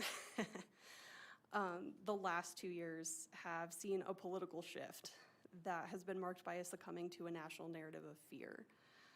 Fear of not being in complete control, fear of certain ideas, fear of those who might dare to disagree with us. And those gripped by this fear ascribe every problem to a concerted, quote, agenda on the part of those on the other side to destroy the nation from within. We've given into this fear that if we don't fight the battle that we have conceived of in our own minds, freedom itself will crumble. But that's just it. This battle only exists in our minds. Narratives based in fear never represent the full picture of events. This us versus them story really only has as much power as we choose to give it. But right now, it seems to have a lot of power in the minds of people in Natrona County and across the nation as well. The truth is that this isn't a battle between good and evil, or those of us on the right side and those other people on the wrong side. In reality, we're all on the same side. We're all here to work together towards the good of our community. Despite our disagreements, we all want the best for students in NCSD. That's how government is meant to function, through cooperation and compromise. And it's not going to function at all if we instead choose to live in fear of one another and hurl accusations at the other side instead of working together. So to those trustees who will be taking up and continuing on the work of the board after today, both those who have been here for a while and new trustees as well, I wanted to share a few things that I hope that you'll keep in mind. One, you have taken or will be taking an oath to uphold both the Constitution of the United States as well as the Wyoming Constitution. Remember that the Wyoming Constitution lists education as a fundamental right. It's actually the only public service that the Wyoming Constitution guarantees to us. The work that you do on the board to provide free and equal access to schooling for all children is paramount to upholding that right for Wyoming citizens. Likewise, we're bound to uphold those rights acknowledged in the U.S. Constitution. In this age of fearing library books, remember that a school board cannot infringe upon its students' First Amendment rights, or any of their rights for that matter. Number 2, from the WSBA Code of Ethics for School Board Members, quote, "It shall be my constant endeavor to work with my fellow board members in a spirit of harmony and cooperation in spite of differences of opinion that arise during vigorous debate and points at issue," unquote. Please give one another the benefit of the doubt. Be charitable, and remember that despite disagreement, everyone on the board is doing what they believe is best for students and the district. It's not a requirement to agree with a person in order for their motives to be genuine. Please don't turn each other into a boogeyman. Number 3, from the Code of Ethics again, quote, "It shall be my constant endeavor to base my personal decision upon all available facts in each situation, to vote my honest conviction in every case, unswayed by partisan bias of any kind. Thereafter, to abide by and uphold the final majority decision of the board," unquote. Remember that the school board is nonpartisan. I know that we live in a time where we're fiercely divided along party lines, but that narrative of fear that I talked about earlier is rooted in partisanship, and it has no place on this board. I hope that you all will be able to move past this air of division, hatred, and political anxiety, and to work together as a cohesive board toward a common goal, which is the success of NCSD. After tonight, I will be stepping down as a trustee, but I will continue to watch from the sidelines, and I will be praying that trust, cooperation, and a spirit of charity win out. Thank you, guys. Thank you, Trustee Smith. Trustee Jensen. It's been an honor and a privilege for me to serve for the past 8 years as a trustee in the Natrona County School District. I have great respect and admiration for the administrators of Steve Hopkins and Mike Jennings. They're good men. And I don't think they always get credit for the work they do and their hearts. I appreciate working with them and the cabinet members that do an awesome job. I think that they've done a remarkable job with our finances. Our fiscal responsibility has been noticed throughout the state. In a time of declining revenues, they've done a marvelous job of keeping us fiscally responsible. They have directed multiple construction projects in the district. The high school's both been either completely replaced or remodeled. They've navigated COVID, which is no small feat, both with brick and mortar and virtual. They've handled negotiations with class, and they've kept the needs of the students front and center. I applaud them. Thank you for all you've done. It's also been an honor and a privilege for me to work with each of the board members that are here. I consider you to be my friends. Generally speaking, I think we've worked well together. Thank you for the opportunity. I talked to a man who served in the Korean War, and he said, I asked him what he thought about the experience, and he said, I wouldn't take $1 million for the experience, but I wouldn't pay a nickel to do it a second time. I'd take $1 million to do it again, but it's been a good experience, but I'm ready to do some other things. I'm not sure what that is right now, but thank you for the opportunity. Thank you, Dr. Jensen. Trustee Myler. I want to start by thanking the community for the input on Board Policy 6233 on our first reading. Yes, it was a little rough, and I think through the input and everything, it should do what we intend it to do, which is exactly what we want. I do understand that this decision tonight about rejecting the appeal with the caveat is probably most likely going to be unpopular, and I imagine that there's going to be could be some slander on this board, but that's okay, because I believe that each and every one of us is courageous, and we have great courage, each and every one of us, to stand up for what we think is right for every student in the district. I also do want to start with Kiana here. I want to thank you always for having thoughtful comments, even if you don't always speak a lot, that's okay. When you do, it's very thoughtful. And you're always willing to speak your mind, even if it goes against what possibly most of the board is thinking. Clark, I wish I could speak as eloquently as you and put my thoughts as clear as you do, but maybe with time and with wisdom, I'll get there as well. But I do very much appreciate that, and that will be surely missed within this board. Dave, thank you. Thank you for always doing what is best for the kids. I feel like if the public knew everything that you've done for them, they'd be in awe and very saddened to see you leave. But I know one thing, especially it's great that I work at the college. The college board is gaining an amazing and hardworking individual. Debbie, thank you for always going above and beyond. Might not have had you as a teacher, but I've been lucky enough to work with you on this school board. So thank you very much for being and working with me. Thank you, Trustee Myler. Trustee Walsh. Okay, thank you very much. Well, this is tough because, like Clark said, we've all become friends and family. So, we're losing 4 of you. And you all, Debbie and Kiana and Clark and Dave, have such unique skills. And you've brought them to the board and you've worked cooperatively. You're amazing trustees. And all of you have the same goal. And that is to the improvement of Natrona County School District. You have worked to improve students, the facilities and the resources that they have. You have helped staff.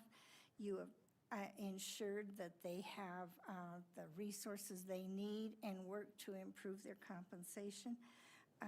Facilities, some of you we have marvelous facilities because you were wise and understood more about building than I do. So I appreciate that. And your goal has always focused on staff and students. You didn't come with personal agendas or political agendas. It was just the betterment of the district. So you're going to be really greatly missed. And I heard from a friend recently, you put your hand in a bucket of water and you pull it out and there's not a hole left. Well, there'll be a hole. So thank you. And so I want to invite you to come back and visit us and take your turn at the mic. That's it. Thank you, Trustee Walsh. Trustee Howie. Oh, I don't think my comments can't compare to what I've heard so far. I'm just going to miss the 4 of you like crazy. I enjoy our team. I can't tell you how much this board means to me personally. And to have it change with 4 people that are going to be missing is going to be hard for me because I consider you all my friends as well.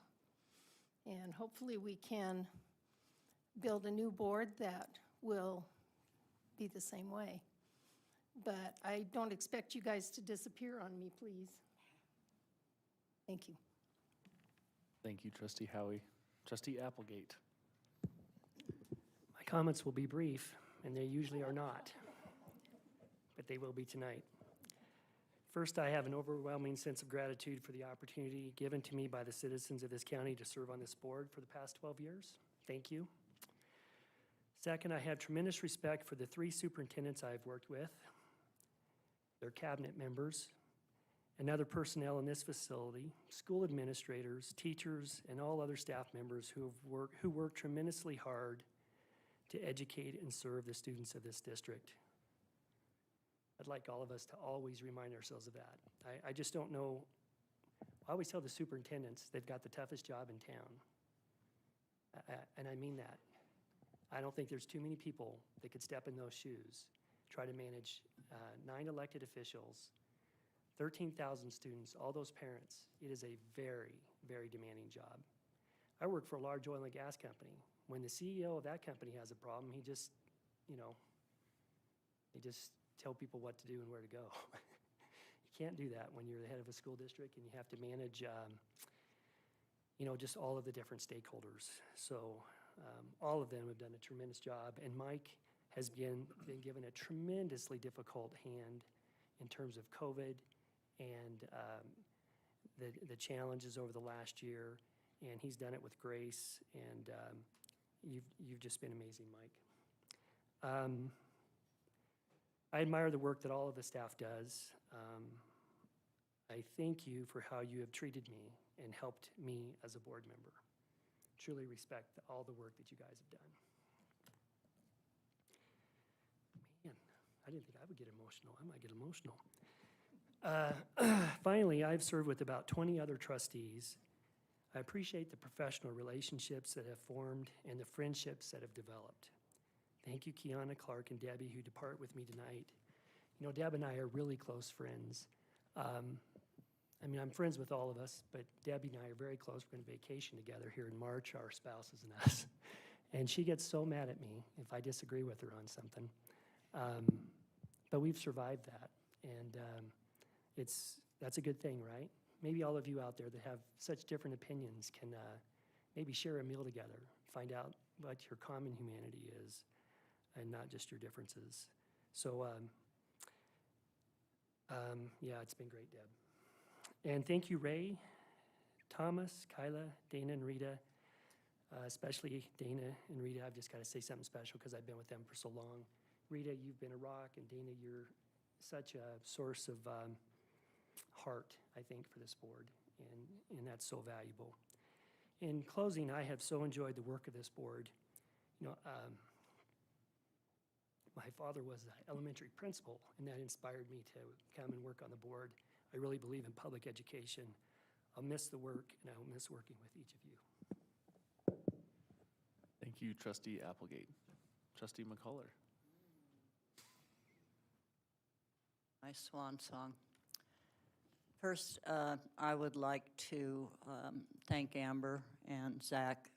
I'm glad to see you here and articulate and know that I didn't ruin that for you on your journey. I would also like to thank our IT team, our cabinet, and our communications folks that are here every week sitting with us, and especially proud that 2 of the cabinet are my former students also.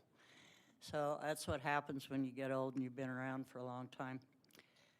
I don't know where the time has gone, but I know that there's 3 things that I'm going to take away from here. One is that we always kept the focus on kids, and I'm very proud of that. Also, I know that I gave my best, so I feel good about that. And thirdly, is my relationships with each of you. So that's actually been a highlight, and I'm going to start with King Dave. Because whenever I think of you, I'm reminded of a Sean Connery who can dance. Your business experience and your forward thinking and attention to detail made us a stronger board, and I know you're going to be missed. Dana, you have far reach into our community and with our teachers. You know everybody, and people feel comfortable talking to you when they have questions and concerns. You make this board stronger. Clark, though you and I have butted heads more than once, I respect your opinions. I have a knack for asking, or you have a knack for asking pertinent questions and have made this board better. And because you're my eye doctor, I see things a lot more clearly. Kiana, as you mentioned earlier, you were the youngest to be elected 4 years ago, and unlike the rest of us, you still remembered high school. That was an asset in itself. But since assuming the leadership role of the policy committee, you've really had an opportunity to show your brilliance. You've been thorough and thoughtful, and you've made this board better. You'll be missed. Tommy, you've been a connection between Casper College and the district, which has been an asset as so many of our graduates and BOCES students still attend Casper College. I've enjoyed watching you grow as a board member as you discovered your voice. Our board is stronger with you as a trustee. Kyla, I love your beautiful smile, your passion, enthusiasm, and empathy. You are a strong voice for our parents and kids, and your perspectives definitely make this board better. Rita, Lorena, the Queen, my neighbor, friend, and mentor. You have always been a strong, experienced voice for our littlest kids, and you are the holder of the institutional knowledge of this board.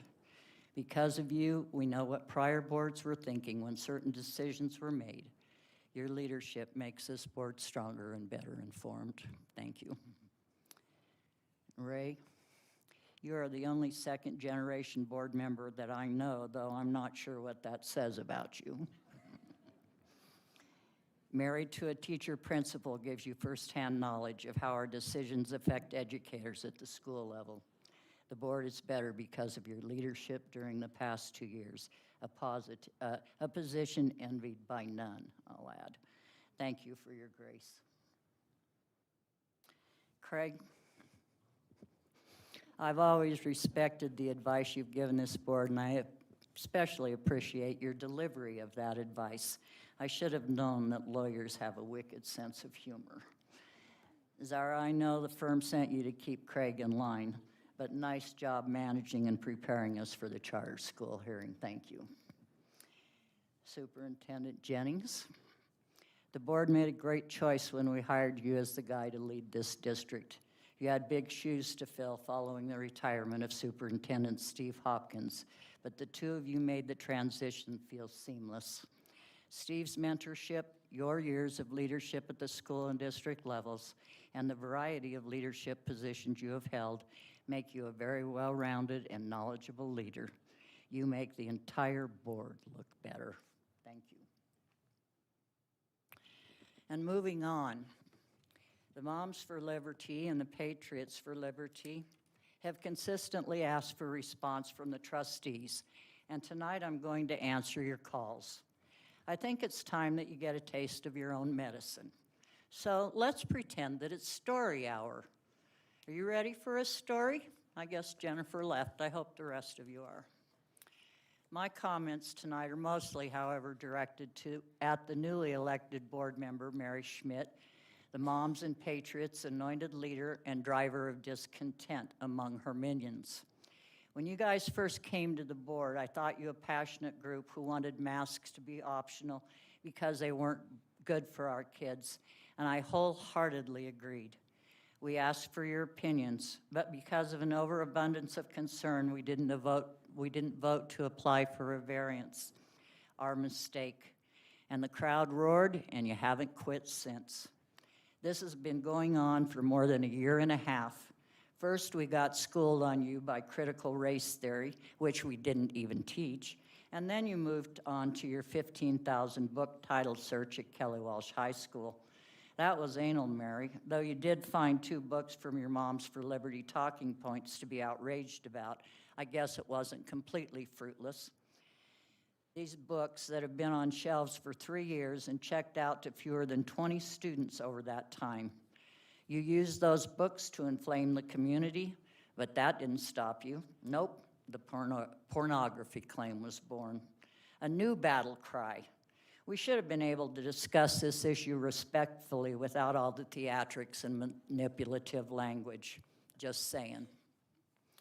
For months on end, this board listened to you while you Moms and Patriots for Liberty disparaged us with your threats, bullying, constant insults, and sarcastic remarks. As you watched us, I watched you. I also watched as you disrespected other community members who came to speak against your book challenge. Mary, you showed me your true colors the night of the Diaz Rosary. That night, the boardroom was full of students and adults who wanted to offer their opinion on censorship of the books. I watched as you rushed forward, second at the mic that night, and magnanimously suggested that we postpone the comments because of the Diaz tragedy. Morrow was my friend, and I resent you using his death to try and manipulate the occasion.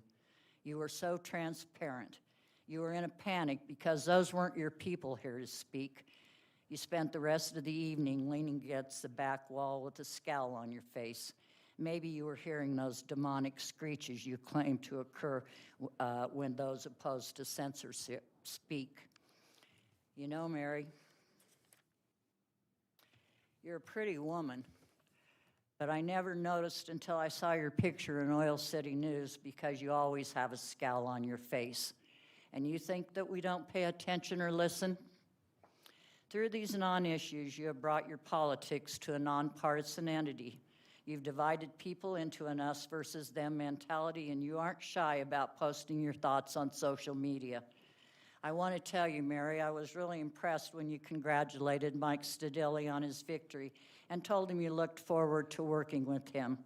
But then in your next post, you encouraged your minions to attend tonight's board meeting because Mike is against censorship, which you equate with condoning the sexualization of children. It seems that anyone who disagrees with you is a pedophile. In my opinion, Mike should sue your ass. Betty's really anxious to work with you. By the way, I never heard a single one of you apologize for the remarks of your fellow patriot, Mr. Eric Paulson, who also believes that if one is against censorship, that makes one a pedophile. Mary, you tout on social media that you are a Christ follower, but you are really a hypocrite and a bully. As a matter of fact, we now have police presence at board meetings because of the uncivil rhetoric of your group and the division you have sown in our community. My observation, Mary, is that you and your minions have been spouting misinformation all over the community as if you have some intimate knowledge of this school system, or moreover, that you have the answers to cure all the ills of public education. In my opinion, your year and a half attending meetings has been a huge distraction and a disservice to our kids. Fact is, you are an activist homeschool mother, and you don't know what you don't know. You attended a budget meeting, and then you came before this board to suggest that we didn't need to spend all that money on food costs. If parents were providing for their kids, we should just give them a peanut butter sandwich and a carton of milk. That was a heartless comment, Mary. Develop some empathy. Unfortunately, our society is a mess. Because our schools are a microcosm of society, our kids bring all the ills of society to school with them every single day. That's why it's important that we're prepared to teach the whole child by offering a variety of services and interventions. Food is just one service. As I already stated, you don't know what you don't know. However, you have the opportunity to learn. And I heartfully hope that you will take advantage of the wisdom and experience of the other members of this board. I hope that you will listen to learn. I hope that you will throw your agenda away and leave your religious and political biases at the door, because if you don't, you will never get 7 of these trustees to support any of your ideas. Know that your job is not to micromanage the district, but to keep a 30,000-foot view on the system. The only employee you have any responsibility for is the superintendent. Finally, I hope that for your own good, you'll stay off social media. You do not speak for the district. The district already has an extremely capable superintendent and an extraordinary communications director. Finally, I will add that the voters of Natrona County did a real disservice to the school district because 60% of you stayed home and enabled 2 homeschool activists to win seats on the board. Not the best outcome for our kids.